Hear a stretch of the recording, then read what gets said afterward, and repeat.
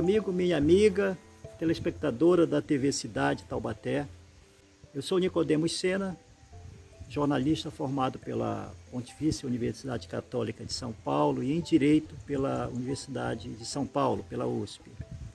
É com muita alegria que me dirijo a vocês, primeiramente agradecendo por esse precioso espaço para conversar com vocês que a TV Cidade, a direção da TV Cidade me concedeu. Estou falando aqui diretamente do Sítio Selvagem, aqui no bairro de Ribeirão Grande, em Pindamonhangaba. Eu moro em Taubaté já há 10 anos. Sou da Amazônia, nasci na Amazônia, sou escritor, jornalista, escrevi vários livros publicados, romances, contos, poemas, né? Então esse espaço aqui, nós criamos esse espaço para conversar com vocês sobre livros. Neste momento aqui muito triste que estamos vivendo, um momento de tensão, de expectativa, né? Em que a humanidade toda está sendo atingida pelo aparecimento do novo coronavírus, né? Eu venho até vocês para fazer indicação de leituras. Pode ser que tenhamos talvez a última oportunidade que a humanidade está tendo, como humanidade, homens, todas as raças, credos, todos os países, de num único momento fazerem reflexões profundas sobre a maneira como temos levado nossa vida nesse planetinha azul que gira igual doido pelo universo, que está sendo barbaramente atacado pela civilização moderna, humana, né? Então, neste momento, nós temos de refletir, temos de meditar, temos de orar, rezar, buscar dentro de nós o que resta de bom, né? Para sairmos dessa crise mais forte, melhores como seres humanos, como pessoas. Eu acho que pela cultura, pelos livros, né, pela reflexão, nós podemos, né, ajudar a nós mesmos sairmos dessa crise, né? Então eu venho indicar para vocês 2 livros hoje para vocês lerem, né? Venho compartilhar com vocês o pouco que eu sei. Já li muitos livros, já estudei, né? Agora eu quero compartilhar com meus amigos, com vocês, um pouquinho que nós temos aprendido nessa história.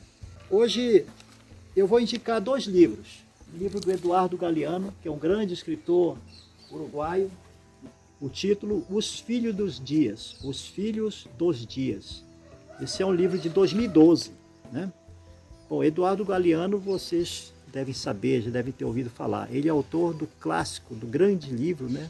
As Veias Abertas da América Latina, escrito na década de 70, e que é um best-seller, né? Um livro muito importante para nós da América Latina. Então, Eduardo Galeano, esse grande escritor, ele fez um livro interessantíssimo, né? Que é Os Filhos dos Dias. O que trata esse livro? Esse livro, digamos assim, ele compete, ironicamente, né, com aqueles calendários que trazem informações relativas a cada dia do ano.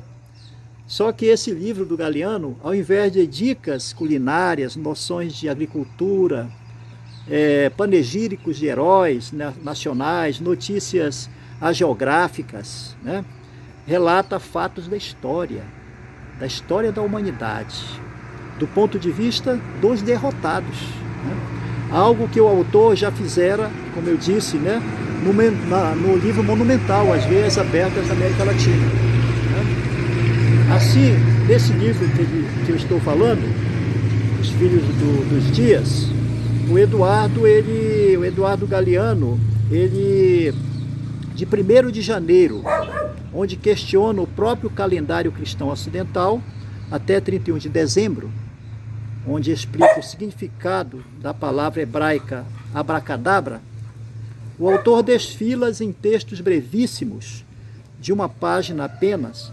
vários momentos épicos, patéticos, indignantes, hilários, né, em que os homens e mulheres foram protagonistas de uma história alternativa.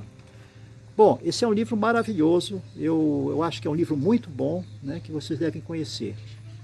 Outro livro que eu vou indicar para vocês é um livro também muito importante.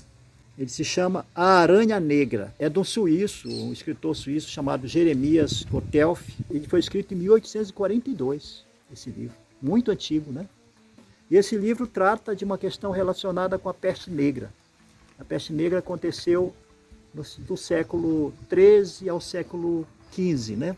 Lá naquela região da Europa, ali na Suíça, onde é a Suíça hoje, né? E a história do livro, eu não vou contar toda a história, que senão tiro o prazer de vocês, mas é mais ou menos isso. Um senhor, né, um nobre, né, nobre feudal daquela época, rico, né, poderoso, né, ele faz uma aposta com seus companheiros, com outros príncipes nobres, né, que viviam em castelos, de que ele seria capaz de construir um castelo em poucos dias no terreno dele. Então ele lavra essa aposta com os companheiros dele. E ele chama os camponeses dele, isto é, os servos dele, né? E dá essa tarefa para eles, fazerem aquele castelo em 3, 4, 5 dias. Né? Era uma tarefa impossível de realizar, impossível. Ele sabia disso, mas mesmo assim ele coloca essa tarefa, essa obrigação dos camponeses e os ameaça, dizendo que eles vão morrer, vão ser açoitados, seus filhos, suas mulheres vão sofrer na mão dele se eles não conseguirem fazer aquele castelo em 3, 4 dias. Aí tem uma história lá e tal, que aparece um homem estranho que nunca tinha passado por aquela região, e os camponeses fazem um trato com esse homem. Esse homem nada mais era do que o Satanás, o diabo, era o Camunhão, né? Eles fazem um trato e o diabo diz que vai fazer a tarefa para eles, desde que eles deem para ele, ao final da tarefa realizada, né, uma criança não batizada. Vocês sabem que o diabo gosta de sangue, gosta de morte, né? Realizada a tarefa, o diabo vem buscar a criança. Só que os camponeses, né, ludibriam Satanás, o diabo, e batizam todas as crianças. Né? Então ele pega uma camponesa, a camponesa com quem ele conversou, com quem, né, ele tratou aquilo, que é Cristina, né? E transforma ela numa aranha negra, né? Isto é, instrumento de morte. E aquela aranha começa a matar todo mundo, picar. Uma peste, matou todo mundo, picava e mordia, né? Mas quando é um dia, uma mulher camponesa, né, que tinha uma criança pequena, consegue aprisionar aquela aranha dentro de um buraco, né? Então eles se livraram daquele mal, né, por um certo tempo. Mas como sempre acontece, passado o momento difícil, né, o ser humano, o que acontece? O ser humano esquece, né? E voltaram de novo às suas vidas e tal, né? A peste voltou mais na frente, porque alguém soltou a aranha. Na brincadeira, na festa, abriu o buraco onde estava a aranha. E a aranha saiu. Nova peste se abateu, né? E fico por aí. É muito interessante esse livro. No final, nós temos uma reflexão que esse livro nos traz, que eu quero deixar para vocês, né?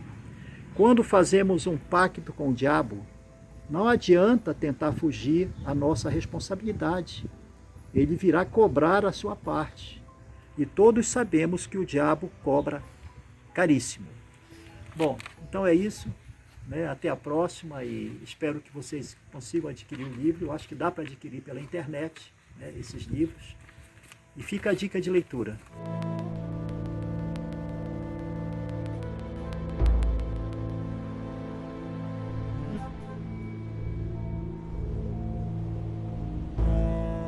E até a próxima.